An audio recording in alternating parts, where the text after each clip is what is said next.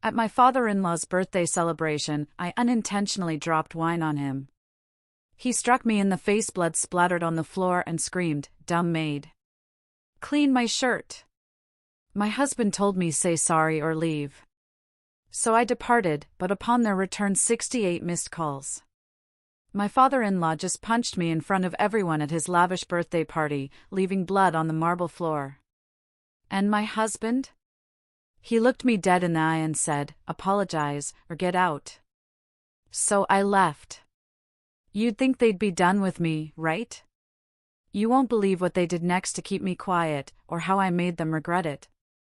Boston in the winter has this way of just biting through everything, even the thickest coat. That night, I stood at the front steps of the Corwin mansion, this sprawling, opulent place that felt more like a museum than a home. White stone, floor-to-ceiling windows, every light blazing like they were daring the world to see how much they had. I adjusted my coat, forced that polite smile onto my face, the one I'd practiced 1,000 times, and stepped inside. This wasn't just my husband's family, it was his kingdom.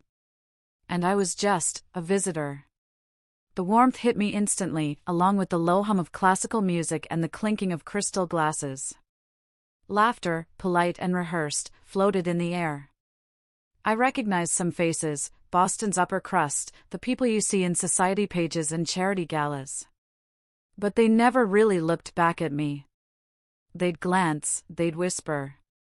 I could feel their eyes slide off me, like I wasn't worth focusing on.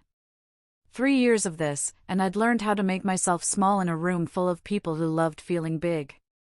My husband, Alaric, was already across the room, standing next to his father, Dorian. They looked so much alike, tall, sharp features, that same ingrained confidence that came from knowing the world bends for people like them. He didn't even notice me at first. That's how it usually was. I made small talk with a woman I barely knew, nodding along as she spoke about ski trips in Aspen and private chefs. My mind, though, was drifting. 3 years of biting my tongue. 3 years of letting the quiet jabs roll off my back. 3 years of convincing myself that if I just tried harder, if I just stayed calm, they'd eventually accept me. Tonight, I told myself, could be different. It had to be. Dinner was served at this ridiculously long mahogany table in the dining hall, the kind of table where no one truly eats, but everyone performs. I kept my head down, smiled when appropriate, even chuckled softly at jokes I didn't find funny. I tried. God, I tried. It happened so fast. I was carrying a glass of red wine, walking behind Dorian to pass a plate to one of the guests. My heel snagged slightly on the edge of the ornate rug. A moment. A slip. And the wine just splashed. All over his crisp white shirt. The room went silent. But not the comforting kind. The kind that strangles. Dorian turned slowly, his face contorted with disgust. And then, before I could even open my mouth, his fist connected with my cheek. Hard. I felt the shock before the pain. Then the warm, metallic rush of blood filling my mouth. I stumbled back, my hand flying to my face as the taste of copper spread across my tongue. "You stupid maid!" His voice boomed, filling every corner of the room. "Wash my damn shirt!" I couldn't move. I just stood there, staring at him. 50 people watched, like it was theater. Some looked away. Some smirked. But no one, not a single soul, said a word. I turned to Alaric, my husband. The man I thought would protect me. Or at least try. He didn't rush to me. He didn't look horrified. He just stood there, his face cold, unreadable. "Apologize to my father," he said, his voice like a gavel striking down. Or, "Get out." Something in me cracked then. Not from the physical pain, but from the raw, open wound of betrayal. The man I married, the man I thought would choose me, had just picked his father over his wife without a second of hesitation. I tasted the blood again, felt it dripping slowly onto the polished marble floor. And suddenly, I couldn't stay there another second. There was a silk napkin on the table. I picked it up, wiped my mouth carefully, and straightened my back. I didn't cry. I didn't plead. I didn't apologize. I just turned and walked out. Each step echoed against the marble, a resounding declaration that I was done. The cold night hit me like a slap when I stepped outside. My car was parked at the end of the long driveway, its windshield already frosted over. I slid inside, my hands trembling as I gripped the steering wheel. For a moment, I just sat there, breathing, tasting blood and humiliation. The drive back to my apartment was a blur, snowflakes hitting the windshield, city lights bleeding into one another, my thoughts replaying the scene on a loop. By the time I got home, my phone had been buzzing nonstop. I kicked off my shoes, dropped my coat on the couch, and finally looked at the screen. 68 missed calls. Alaric, Dorian, back to back. I didn't answer a single one. But when I finally opened one of the texts, my hands went cold. I sat on the edge of my bed, the same spot I always collapsed onto after long days. Except this wasn't just another long day. My apartment felt smaller than usual, its soft light unable to push away the shadows that had crept in with me. The Corwin mansion still clung to me, its glitter, its judgment, the sting of its polished cruelty. Here, my little two-bedroom was supposed to be a safe harbor. But even home can feel hostile when your phone won't stop buzzing. I picked it up again, though I'd promised myself I wouldn't. 68 calls, dozens of unread texts. It wasn't just persistence, it was pressure. I scrolled through them slowly, each notification hitting me like a pulse I didn't want to feel. Pick up. Let's talk. That was one of Alaric's first. You embarrassed my family, Dorian. Calliope, don't make this worse than it already is, Alaric again. You'll regret it if you talk, Dorian. The words blurred together after a while. Apologies disguised as orders. Warnings dressed as concern. I read them twice, maybe 3 times, as if understanding their tone could make them less venomous. But it didn't. It never did. Then I saw it. A voicemail. I hadn't noticed it before, tucked in between the waves of missed calls. My thumb hovered over it. Part of me wanted to delete it, to pretend it didn't exist. But I pressed play. Calliope. Dorian's voice came through, smooth, controlled. The same way he'd talk to a contractor or a waiter he wanted to intimidate without raising his voice. Accidents happen. But if you try to make this into something bigger, I'll make sure you regret it. I have the best lawyers in Boston. Think carefully, Calliope. My breath caught. Not because I didn't expect it, but because he didn't even bother hiding it. There it was, laid bare, threats wrapped in civility, power humming just beneath his words. I stared at the phone in my hand for what felt like forever. The old me, the one who spent 3 years enduring dinner table jabs, who bit her tongue through every whispered insult, would have cried. Would have called Alaric. Would have tried to explain herself, to make it right, to shrink smaller and hope they'd forget about me. But I didn't do that. Instead, I leaned back against the headboard and let my mind drift somewhere else, to my mother.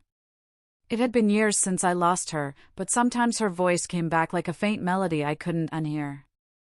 Never let them see you break, she used to say when I'd come home from school, tears hidden badly behind a practiced smile. People like that, they feed on it. I closed my eyes, gripping the phone tighter. What would she say if she saw me tonight? If she saw me bleeding on that marble floor while everyone else just watched?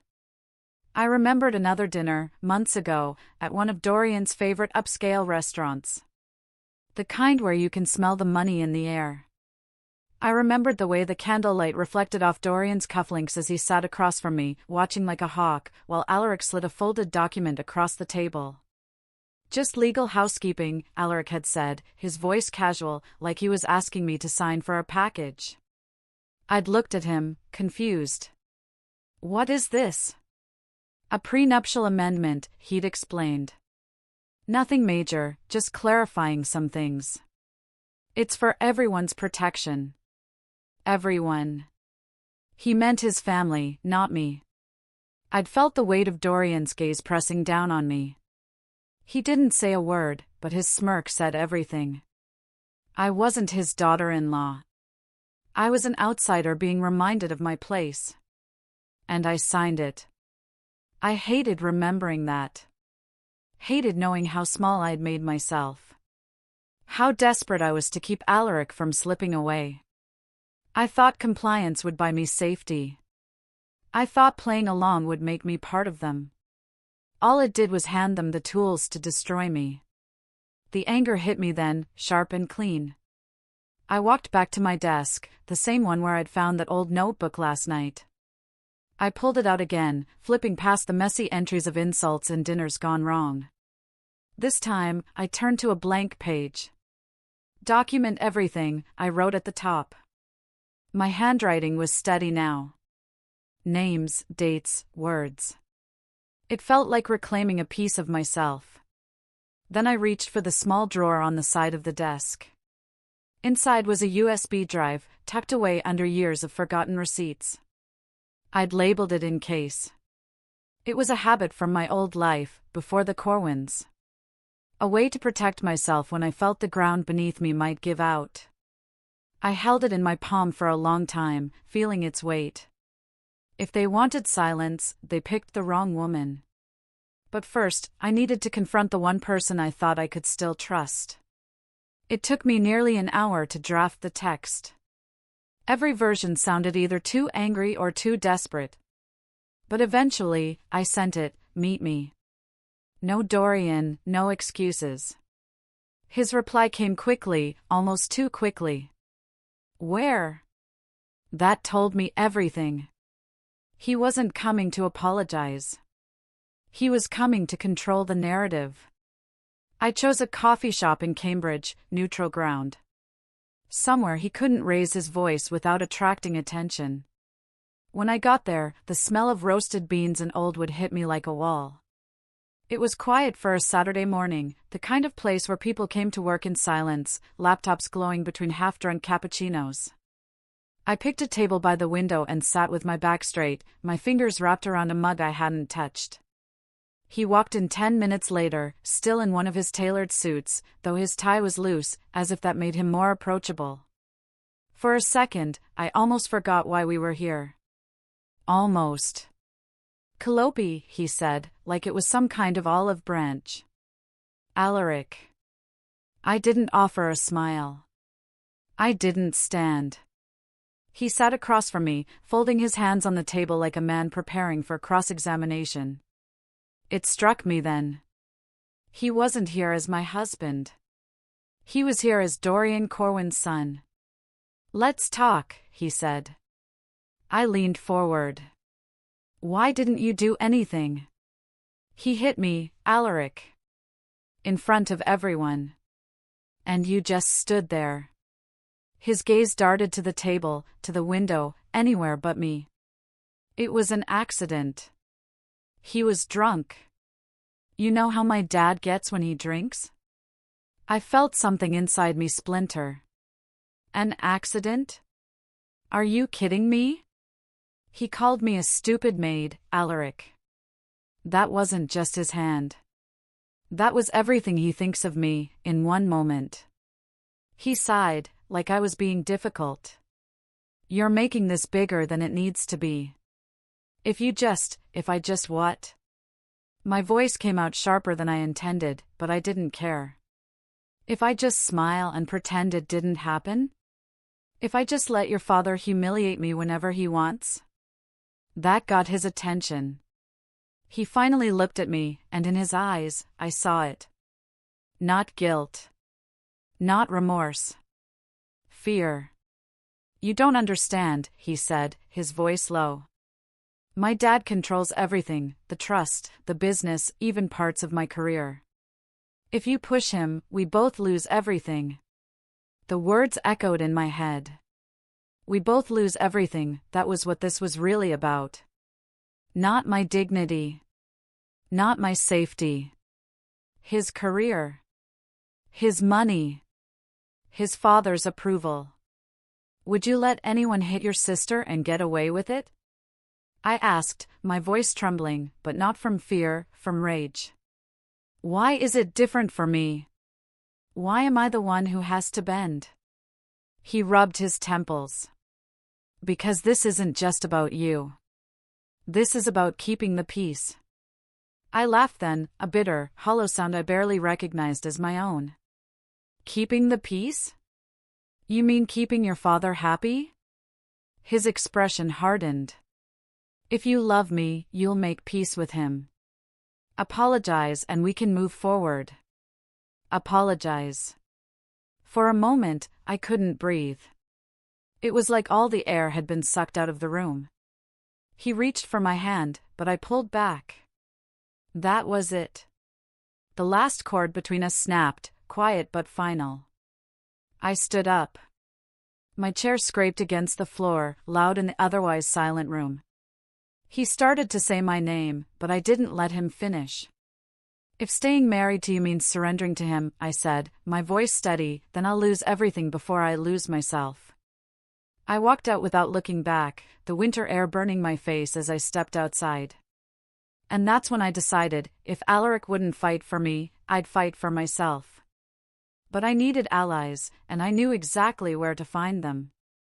By the time I made it back to my apartment, the winter sky had darkened into that hollow gray that always seemed to hang over Boston. The place smelled faintly of stale coffee and loneliness. I dropped my bag by the door and sat on the edge of my couch, staring at the blinking light on my phone. More messages, more voicemails, more threats. I couldn't bring myself to press play. I leaned back and closed my eyes, letting the silence swallow me. But it wasn't silent. Not really. It was filled with echoes. Don't let anyone convince you silence is the same as peace. My mother's voice, so soft but unshakable, came back to me like she was sitting right beside me. I could almost see her apron dusted with flour, hair falling out of its pins. She used to say that when I'd come home from school with red eyes and clenched fists, unwilling to tell her what had happened. Silence doesn't protect you, Calliope, she'd tell me. It just keeps you invisible. For a moment, I wanted to believe she was wrong. That if I kept my head down, if I swallowed it all like I had for years, it would eventually get easier. But then my phone buzzed again. This time, it wasn't Alaric or Dorian. It was a message from an old friend, one of the few people who still dared to keep in touch after I'd married into the Corwins. Be careful, the text read. I heard Dorian's prepping a defamation suit.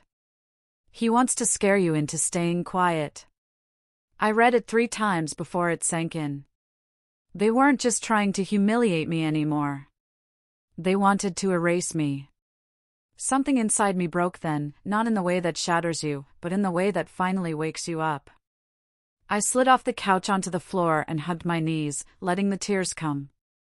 Not just for the party, not just for the sting of Dorian's fist or Alaric's coldness, but for every dinner where my voice had been drowned out by their polished laughter, for every time I'd convinced myself that enduring their contempt was keeping the peace. I don't know how long I stayed like that. The room grew darker, the city outside quieter, until the only sound was my own uneven breathing. When I finally stood, my body felt heavier, like I'd been carrying the Corwin name on my back all these years without even realizing it. I walked to my desk and opened my laptop. I wasn't sure what I was looking for. Maybe help, maybe a sign. My fingers moved almost on their own, searching for legal aid, typing out words like free consultation and domestic abuse legal resources. That's when I found it. A community legal clinic in the heart of Boston. Evening hours. Walk-ins welcome. I hesitated. I was still in yesterday's clothes, my hair a mess, my makeup smudged from tears I hadn't even bothered to wipe away. But what was I going to do? Sit here and wait for Dorian to bury me? I grabbed my coat and left. The clinic wasn't glamorous. It was tucked between a laundromat and a discount shoe store. The kind of place you'd pass without noticing. Inside, it smelled of paper and old carpet, with posters about tenants' rights peeling slightly at the edges. I almost turned around. But then a voice called out, "Can I help you?" She was older, maybe in her late 60s, with sharp eyes that seemed to notice everything, and a voice that carried the kind of authority you don't earn from a title, but from surviving life itself. I need advice," I said, my voice barely more than a whisper. "Sit," she said simply, gesturing to the chair across from her desk. Her name was Marjorie, a retired attorney who now volunteered at the clinic. I told her everything, or at least as much as I could manage without falling apart again. She didn't interrupt. She didn't give me the pitying looks I'd grown used to. She just listened. When I finally stopped talking, she leaned back, folded her hands, and said, "You're not crazy. You're in a system designed to break you. But I've seen men like Dorian fall before." Her words cut through me, not like a knife, but like light. I didn't know if I believed her, but for the first time since that night at the mansion, I felt something other than despair. I left the clinic with Marjorie's card in my pocket and her words echoing in my head. I've seen men like Dorian fall before. If that was true, I was going to make sure Dorian Corwin was next. The next morning felt different. Not lighter. No, the weight was still there, but it was the kind you start lifting on purpose. I woke up with a plan forming in my head. One shaky but real step at a time. I made myself breakfast, an actual meal, not the stale crackers I'd been surviving on since that night. 2 scrambled eggs, toast, and coffee that wasn't reheated from the day before. It wasn't much, but it felt like reclaiming something. By mid-morning, I was back at the legal clinic. Marjorie was already there, sifting through papers behind her desk like a woman who hadn't really retired. She looked up when I walked in, her sharp eyes softening for a second before snapping back to their usual steel. "You came back," she said, as though she'd been expecting me. "I can't do this alone," I admitted, sliding into the chair across from her. "No one can," she replied simply. "Let's talk options." We spent the next hour going over what needed to be done, filing for a restraining order, documenting every single incident of abuse, even the ones I'd tried to convince myself weren't bad enough to matter. She kept telling me, patterns matter more than single events, Calliope. You've been in a system of control. The more we can prove it, the harder it is for him to spin this. Then she leaned back, crossed her arms, and said something that caught me off guard. "You should know, this isn't my first time dealing with Dorian Corwin." I blinked. "What do you mean?" "Years ago, I represented one of his employees, a man who stood up to him after being harassed at work. Dorian blacklisted him, ruined his career. We lost the case because Dorian buried us in legal maneuvering, but..." She tapped her desk. A small smirk forming. "I still have the documentation. Old records. Letters. Evidence of how far he'll go when he thinks someone's a threat." My pulse quickened. "You kept it?" Marjorie nodded. "I don't throw away things that might be useful later. And Dorian Corwin always leaves a trail." For the first time, it felt like we weren't just playing defense. After leaving the clinic, I headed to the public library. I don't know what I expected to find. Maybe nothing. But sitting in that quiet space, surrounded by the hum of computers and the smell of old paper, I felt calmer, like I belonged somewhere again. I dug through public records, combing through years of business filings, charity reports, property ownership records. It was tedious, but then I saw it. A property transfer made under Dorian's name just days before the party.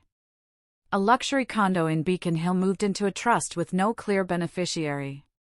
It looked like an attempt to hide assets. I took out my phone and photographed everything. As I was gathering my things, my phone buzzed. "Alaric. Stop this madness before you ruin us all." His text read. I stared at it for a long moment. A week ago, that would have gutted me. Today, it made me laugh. Short, cold, and humorless. I wasn't afraid of his warnings anymore. That night, I sat with Marjorie again in her office. We spread out everything on the table, her old files, my photos, a growing list of dates, names, and connections. When you fight someone like Dorian, she said, sliding her glasses down to meet my eyes, you don't aim to win the first round. You aim to end the war. Her words echoed in my head long after I left. For the first time since all of this began, I felt the ground shift beneath me. Not because I was falling, but because I'd planted my feet. I wasn't just protecting myself anymore. I was building something bigger. A case. A weapon. And for the first time in weeks, I wasn't the prey. I was the hunter. But I didn't realize Dorian had already set his trap for me. The pounding on my door came before sunrise. At first, I thought it was a neighbor. Maybe a delivery left at the wrong apartment. But when I opened it, a man in a heavy overcoat stood there with an envelope in hand. His voice clipped and practiced. Are you Calliope Corwin? The way he said it made my stomach twist. Yes. You've been served. He pressed the envelope into my hands, turned, and left before I could form words. I stood in the doorway barefoot, the cold air from the hall creeping in as I stared at the papers like they might burn me. Defamation. Restraining order. My knees nearly gave out as I sat on the couch and flipped through page after page of legal jargon. The words didn't feel real. Unstable. Vindictive. Posing a threat to the Corwin family's reputation. They'd painted me like a deranged stranger, not a wife, not a daughter-in-law, not a human being. The restraining order made it worse. I wasn't allowed near Dorian. I wasn't allowed at any family properties. I certainly wasn't welcome at any Corwin-related events. They'd carved me out of the family like I was a stain they could scrub off. My fingers shook as I grabbed my phone and dialed Alaric. He answered after the second ring, his voice flat. You brought this on yourself, he said before I could speak. He warned you, Calliope. I told you to let this go. Alaric, your father hit me. He humiliated me in front of everyone. And now he's trying to destroy me in court. And you?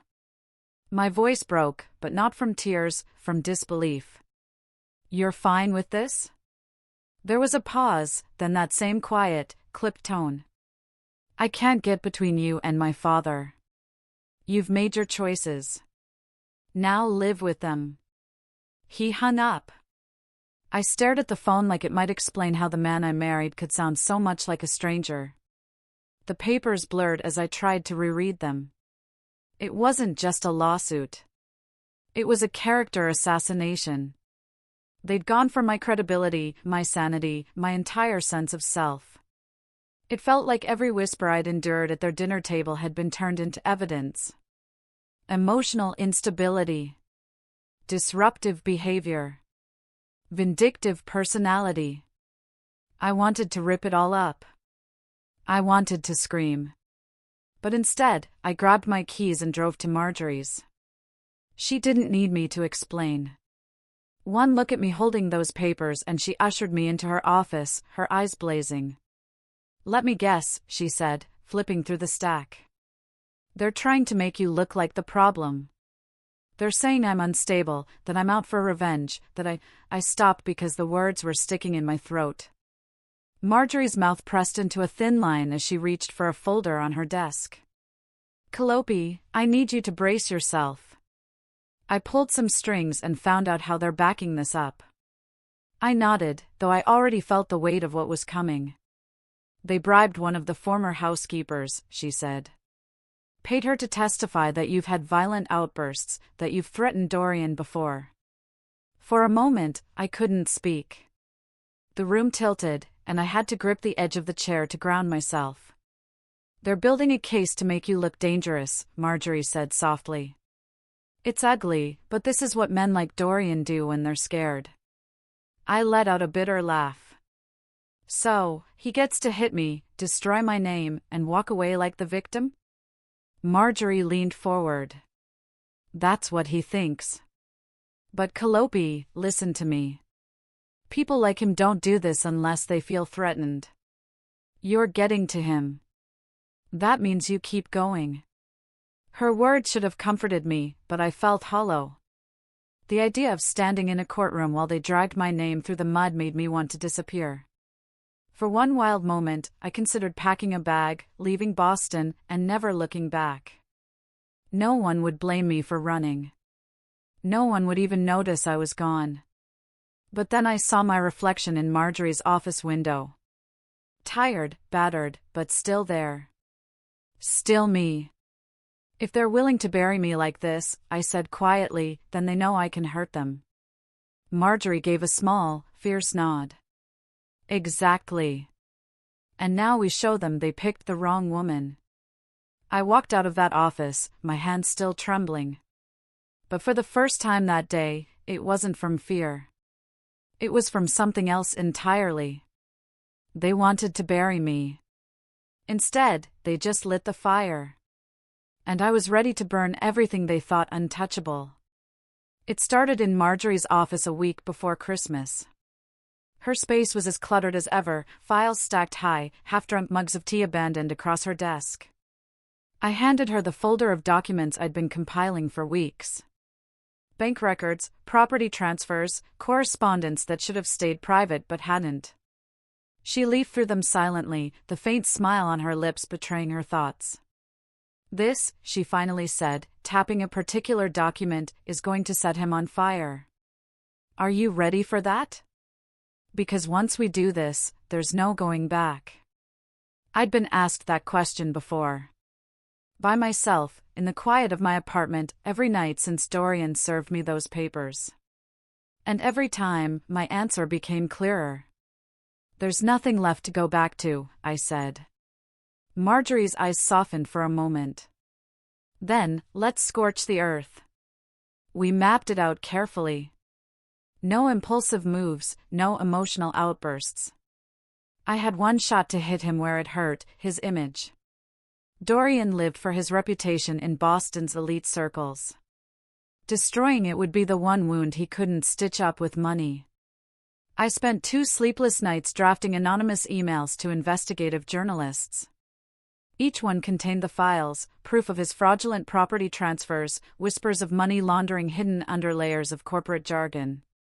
I scheduled them to go live at exactly 8 a.m. on Christmas Eve, during his charity gala. The symbolism wasn't lost on me.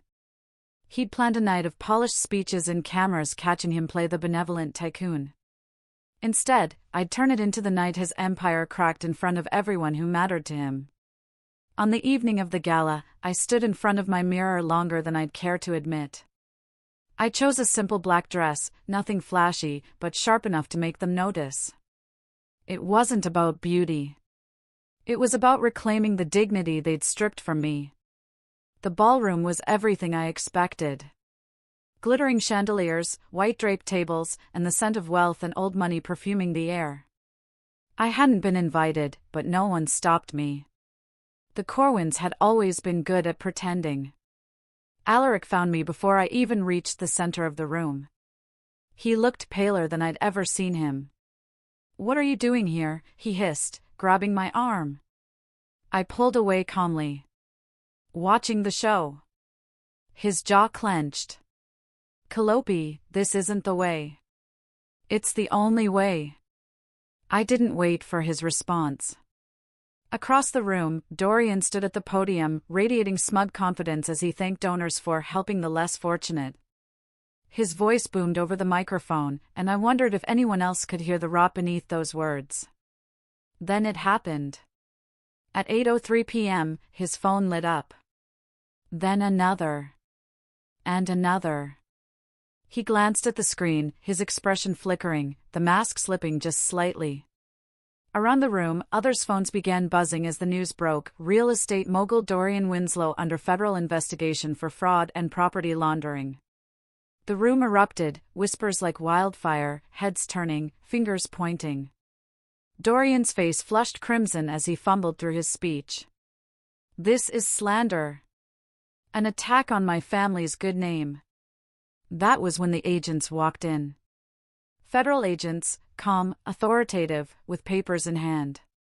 They served him a subpoena right there, under the crystal glow of his carefully crafted empire. Cameras flashed.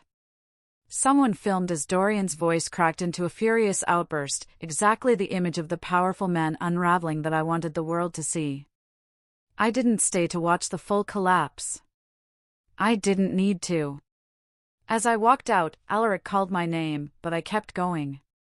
For once, I didn't feel small or silenced or invisible. For the first time in years, Dorian wasn't untouchable, and I wasn't invisible. But when the dust settled, I had to face what I'd lost and what I'd gained. My new apartment was small, a one-bedroom on the 8th floor overlooking Boston Harbor. From my window, I could see the ferries crawling across the gray water, gulls swooping low like they owned the place. It was quiet here. Too quiet at first, the kind of silence that forces you to notice what's missing. For weeks, I'd been running on adrenaline. Now there was just stillness. I sat at the edge of my bed that morning, barefoot, staring at the boxes I hadn't unpacked. My life reduced to cardboard and tape. My phone was on the nightstand, screen lighting up with notifications I ignored. There was a time I would have reached for it immediately, bracing for Dorian's next move, for Alaric's clipped texts, for whatever storm they'd decide to unleash. But now, I let it buzz.